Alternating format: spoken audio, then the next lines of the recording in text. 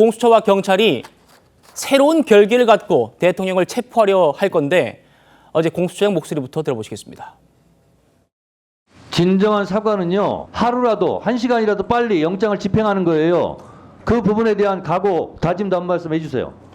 저희들 2차 영장 집행이 마지막 영장 집행이라는 비장한 각오로 철두철미하게 준비해서 2차 집행에 대해서는 목적을 달성할 수 있도록 공조본 차원에서 최선을 다하겠고, 그런 부분에 대해서 최선을 다하겠습니다. 예. 똑바로 하세요. 자, 김영준 의원님 같이 보시죠.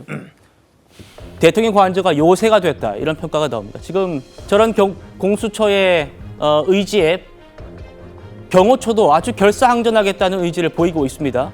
자, 지난 5일에는 이렇게 관저 주변이 철조망 그리고 쇠사슬로 한 3군데 정도만 이렇게 문을 잠그고 있었단 말입니다. 그런데 오늘 취재진 가봤더니 1군데, 2군데, 3군데, 4군데, 5군데, 6, 7군데 한 문을 쇠사슬 7개로 막아놨어요.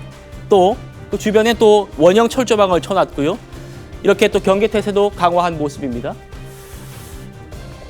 지난 5일, 오늘 이렇게 비교해봐도 그런데 첫 1차 집행 때와 비교하면은 더 뚫기 어려워진 것 아닌가, 이런 판단을 할 수밖에 없는 것 같거든요. 어떻게 보십니까? 맞습니다. 사실 높이뛰기 경기로 보면 지난번에는 150m 높이뛰기를 1차 시기 시도하다가 실패하고 5시간 만에 철수했습니다. 이제는 그때는 또 언제 가겠다는 시간까지 알려주면서, 그렇지만 실제로 알다시피 다 지켜봤다시피 철문도 열렸고요. 또 앞에 큰 버스가 있었습니다만은 어렵사리였던 2차 저지선까지 뚫었거든요. 그리고 경찰이 경호처장 체포하자 했을 때 공수처장이 그것을 받아들였으면 대통령과 맞부딪히는 그런 어떤 성과가 있을 수도 있었을 것입니다. 그런데 이번에는 그것보다 훨씬 높은, 아까 제가 말씀드린 것처럼 비교해 본다면 150m 허들이 아니라 200m 허들이고 훨씬 더 이중 삼격으로 어려워진 상황에 처해 있습니다. 지금 상태에서 국회에서 많은 비난을 받고 있다 보니까 실제로 보면 공수처도 조직의 어떤 존폐의 기로에 놓이다 보니까 이렇게 마지막 마지노선을 치듯이 이렇게 얘기를 하고 있습니다만은, 실제로 지금 현재도 제가 이해할 수 없는 것은 대통령 측의 완강한 변명, 예컨대 왜 중앙지법이 아니고 서부지법이냐 하는 부분에 대해서 재차 영장 처리하면서 중앙지법을 정면으로 영장 청구할 수 있는데 여전히 쉬운 서부지법을 택했다든지 여전히 대통령실이 반박할 수 있는, 또 저항할 수 있는 구실을 만들어 놓고 더 많은 인력, 즉 경호 병력보다 2배, 3배 많은 병력을 동원한다고 하는데 실제로 공수처가 갖고 있는 그 정당성이 그렇게 높이 보이지 않습니다. 사실 오히려 차라리 손을 떼고 경찰이 스스로가 직접적으로 수사권을 가지고 체포 혹은 대통령과 면담을 통해서 경호처하고의 실질적인 어떤 정당성을 확보한 상태에서의 부드러운 소프트 랜딩, 해결책을 만들어 볼 수 있는데 그 점이 해결되지 않았다는 것에 대해서 아직도 국민들의 어떤 불안과 우려가 더 높을 수밖에 없다, 그렇게 보여집니다. 예, 연종 의원님. 네. 다시 한번 같이 이 지도 보시겠습니다. 1차, 2차, 3차 저지선 더 견고해지고 더 강화됐습니다, 보안이. 1차 저지선. 그때는 버스 한 대만 이렇게 가로로 철문을 막고 있어가지고 다 비켜갈 수 있었어요. 근데 이번에는 무려 7대가 지금 차벽을 설치돼 있는 상태입니다. 또 2차 저지선, 이때도 버스 한 대만 막고 있어가지고 공수처 직원들이 옆에 산길로 이렇게 막 갔단 말입니다. 여기도 소형 전술 차량을 추가로 배치하고 이 옆을 철조망으로, 또 원형 철조망으로 다 감싸 놓은 상태. 그리고 3차 저지선, 여기서 이제 팔짱 낀 200명을 딱 마주했다는 그곳 아닙니까? 네. 이곳이 앞서 보셨던, 다시 한번 보여주십시오. 윤석열 대통령 추정되는 인물이 있었던 이 3차 저지선을 이제 다 맞다고 하니까 대통령이라 할게요. 대통령이 뭔가 점검하는 듯한, 경호처 직원들에게 3차 저지선 여기를 어떻게 구축하라라고 지시하고 보고받는 듯한 그런 모습도 보이지 않았습니까?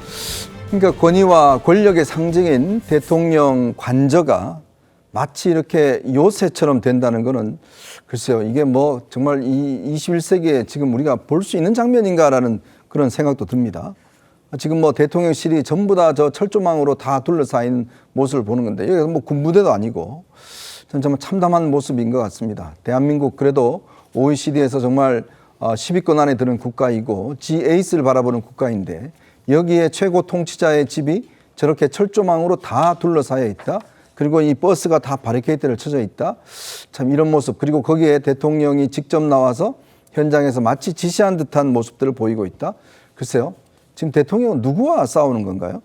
저는 정말 대통령이 이게 뭐 경찰이나 공수처하고 싸우는 모습이 아니라 자칫하면 국민들과 싸우는 모습으로 저는 비춰질 수 있다. 국민들에게.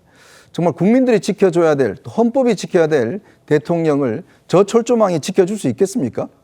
저는 솔직히 이런 것들이 부질없다는 생각이 들어요. 왜냐하면 만약에 경찰 특공대라고 생각하면 저런 거 별 저 장애물 되지 않을 겁니다.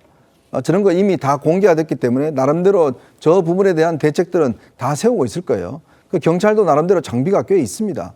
그러니까 이게 마치 정말 이거를 보겠다고 지금 하는 것인지 이런 장면들을 저는 오히려 정말 이 12월 3일 날 군이 그 국회를 들어갔던 그 장면보다 이 장면이 만약에 들어간다 그러면 아마 더 저는 최악의 상황으로 갈 수 있을 것 같습니다. 만약 이 장면이 세계 외신들을 통해서 세계 각국에 중계가 된다고 생각해 보십시오. 만약 저기 헬기가 떠서 특공대가 지금 여기를 들어간다고 생각해 보십시오. 그리고 이 경호처 요원들이 이거를 막겠다고 뭔가 장비를 동원하고 뭔가 총기를 동원한다고 생각해 보십시오. 예. 그러면 전 세계에서 이 모습을 지켜본 많은 투자자들과 정부가 대한민국을 어떻게 생각하겠습니까? 저는 정말 생각만 해도 끔찍합니다. 이게 대한민국이 아닙니다.